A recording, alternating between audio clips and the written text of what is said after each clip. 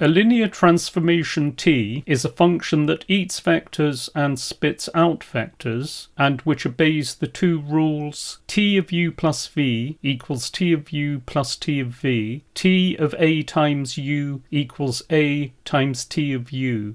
Now let R pi by 2 be a linear transformation that performs an anti-clockwise rotation of pi by 2 about the origin and which acts on 2D vectors. Then in set notation we write R pi by 2 maps from R2 to R2, where R2 is the set of all vectors in the 2D plane. Now it's easy to see graphically how this function maps vectors from the domain to the range. For example, the vector 1, 0 is mapped to 0, 1, and the vector 0, 1 is mapped to -1, 0, and we write R pi by 2 of 1, 0 equals 0, 1, R pi by 2 of 0, 1 equals -1, 0. However, what we want is a way to calculate these mappings algebraically, and indeed for all vectors and for all linear transformations.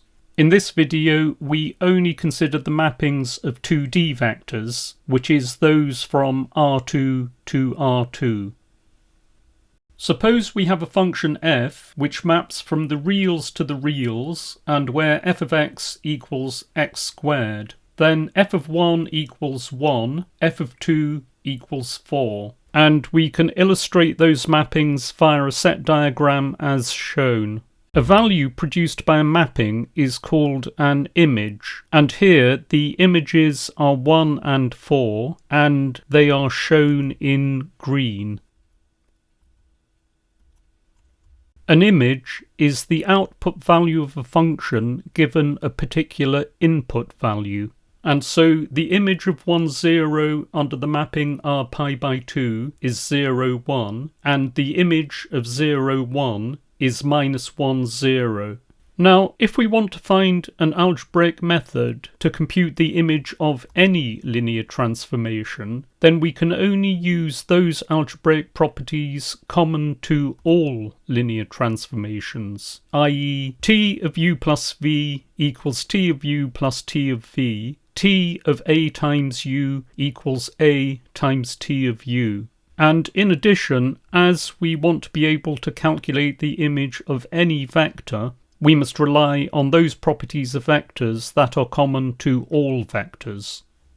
Suppose that T, which maps from R2 to R2, is a linear transformation, and that W is an element of R2, so that W equals xy, then we may wonder how we can possibly say anything useful about the mapping T of W, given that we know nothing about T and we know nothing about W. T is an arbitrary linear transformation and W is an arbitrary vector. And we should remember that we can only use the properties common to all linear transformations, shown on the right. We will call these 1 and 2. To use the first property, we would need to decompose W into two vectors. We would have to write T of W equals T of u plus v. But in fact, we can always do this, because given a vector W, we can split it into an x component and a y component. And so we write W equals u plus v, which allows us to write T of W equals T of u plus T of v. Well, we've used the first property. Can we now use the second property? To do so, we would have to write the vector u as a number, times some vector p, and v as b, another number, times some vector q. Can we do that? Well, yes, we can always do this too, using unit vectors. We know that W has x component x and y component y, and so we can write the x component as xi, so that u equals xi, and the y component as yj, so v equals yj.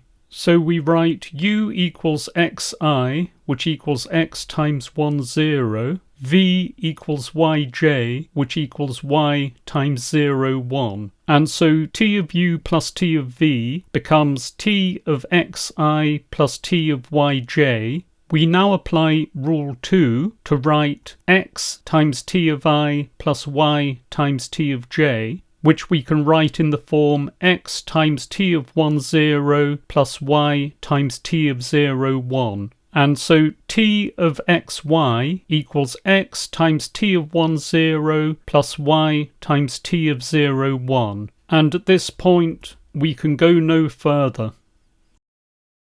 So to review, we have a general vector w which equals xy and a general linear transformation t. We want to calculate t of xy, and we have shown that t of xy equals x times t of 1, 0 plus y times t of 0, 1. Well, can we now calculate anything? i.e., if we choose a specific vector, can we find its image? So let's set xy equal to 5, 3. And so t of 5, 3 becomes 5 times t of 1, 0 plus 3 times t of 0, 1. But at the moment, we don't know t of 1, 0, and we don't know t of 0, 1. And so to proceed, we need to know the images of 1, 0 and 0, 1. Well, in fact, we know the images of 1, 0 and 0, 1 for r pi by 2, so we set t equal to r pi by 2. And on doing so, we find that r pi by 2 of 5, 3 equals 5 times r pi by 2 of 1, 0 plus 3 r pi by 2 of 0, 1. And if we recall the mappings that we found earlier, then we have that r pi by 2 of 5, 3 equals 5 times 0, 1 plus 3 times minus 1, 0, which becomes 0, 5 plus minus 3, 0, which we add to get minus 3, 5. So r pi by 2 of 5, 3 equals minus 3, 5. And so for the transformation r pi by 2, we've been able to find the image of the specific vector 5, 3. Graphically, the vector 5, 3 maps to the vector minus 3, 5. And we can see that indeed the vector 5, 3 has been rotated by 90 degrees, pi by 2 radians, to the vector minus 3, 5. And so the conclusion is clear. If we know the images of I and j under a linear transformation t, then we can find the image of any vector at all by applying the formula shown at the top of the page. And so we see that the images of I and j tell us everything that we need to know to calculate the image of any vector at all using the given formula. And to labour the point a little, to calculate the left-hand side of the equation, we need to know the values of everything on the right-hand side. Now, if we know the vector, we know x and y. If we know the images of I and j, we know everything. And so, for example, to find the image of an arbitrary vector mapped by r pi by 2, we can replace t with r pi by 2 in the equation above to give this equation. And that becomes x times 0, 1 plus y times minus 1, 0, since r pi by 2 of 1, 0 is 0, 1, and r pi by 2 of 0, 1 is minus 1, 0, which we can simplify to minus xy. And that is true for a vector with any values of x and y. The images of I and j define how a linear transformation maps a vector, so we need to store them somewhere because they are so important. And to do so, we write them down next to each other, like so, where the vector on the left is r pi by 2 of I, the vector on the right is r pi by 2 of j, and then we create a single object by removing the two inside brackets to produce this quantity. And this array of numbers is called a matrix, and its columns are simply the images of the I and j vectors. And this particular matrix is the matrix for r pi by 2. A different linear transformation would have a different matrix. Now, it's possible to create a matrix for any linear transformation. We find out, or are possibly given, the images of I and j, and then we lay out the columns of the matrix containing those images in the order I, j, from left to right. And for some linear transformations, it's easy to work out the matrix. For example, we already know that r pi by 2 equals 0, 1, minus 1, 0. We'll now work out the matrices for another pair of simple linear transformations. So for example, if d2, 2 performs the dilation of 2 in the x and the y directions, then the image of I is 2i and the image of j is 2j. So d2, 2 of 1, 0 equals 2, 0, and d2, 2 of 0, 1 equals 0, 2. So the matrix for d2, 2 equals 2, 0, 0, 2. If my performs a reflection, i.e. a mirror image, across the y-axis, then the image of I is minus I and the image of j is j. And so my of 1, 0 equals minus 1, 0, my of 0, 1 equals 0, 1, and the matrix for my equals minus 1, 0, 0, 1.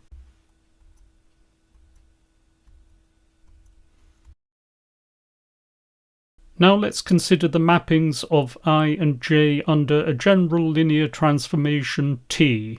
I will map to T of I, which equals AC. J will map to T of j, which equals BD, where A, B, C, and D are arbitrary real numbers. And so T of 1, 0 equals AC, T of 0, 1 equals BD. And so the matrix for T is ACBD. And so T will map the general vector xy as follows.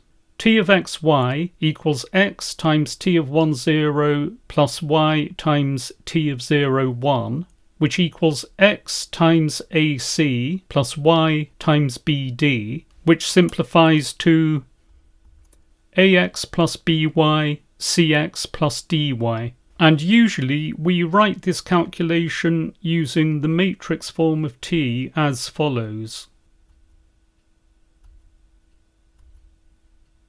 Now to perform this calculation, it's useful to think of the matrix containing two rows of numbers, which we combine in two steps with the vector to be mapped. So in step 1, we combine AB with XY to produce AX plus BY, where we multiply A by X, B by Y, and then we add. In step 2, we combine CD with the vector XY to produce CX plus DY, where we multiply C by X, D by Y, and then add. And the calculation shown here is often called matrix multiplication. We can perform this calculation by thinking about the matrix in a different way. Each column defines a column vector, AC, BD, and as we know, these are the images of I and j. Each row defines a row vector, A, B, C, D. And now, to calculate the mapping using the matrix, we think of it as combining each row vector with the input vector to produce a real number. And so, instead of the representation on the left, we consider the calculation as follows. We first combine AB with XY to produce AX plus BY, And now we combine CD with XY to produce CX plus DY. And here we are combining the numbers in the row vector with the numbers in the column vector as before. A times X to give us AX, B times Y to give us BY, and then add. And we say that we take the dot product of the row vector and the column vector to produce a real number. And so we should note that the quantity AX plus BY is of course just a real number. And in fact, another way of thinking about this process, what we are calling the dot product, is to think of each row vector as being a function that eats a vector, a column vector, and spits out a real number. And here, without further explanation, are some examples of matrix multiplications that we make with the rpi by 2, d 2, 2, and my matrices that we saw earlier.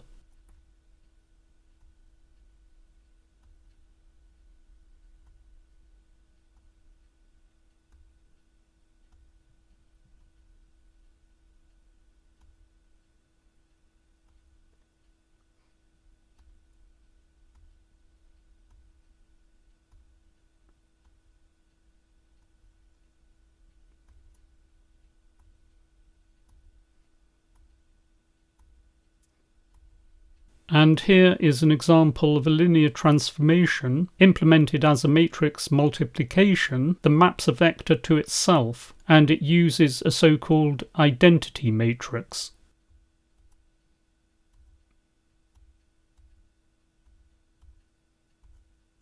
And an identity matrix has ones down the diagonal and zeros elsewhere. We saw the dot product of a row vector and column vector earlier, and the expression on the right in the blue box is called a linear combination of x and y. And it's called a linear combination because x and y only occur with exponent 1. There are no squared, cubed, or higher terms in x and y. And we can note that a linear combination of x and y also occurs in one form of the equation of a straight line, ax plus by equals c. And we can also form a linear combination of vectors. So given u equals 2, 3 and v equals -1, 2, then au plus bv is a linear combination of u and v. And we can note that a linear combination of vectors produces another vector when we simplify it. But that should be obvious because a linear combination of vectors is merely a combination where we are scaling and adding vectors, and we already know that that always produces another vector. So far, we have only considered linear transformations and matrices that act on 2D vectors, and in fact which map from R2 to R2, but we can also map 3D vectors to 3D vectors, 3D vectors to 2D vectors, and so on. And we will see how to represent such linear transformations as matrices at a later time.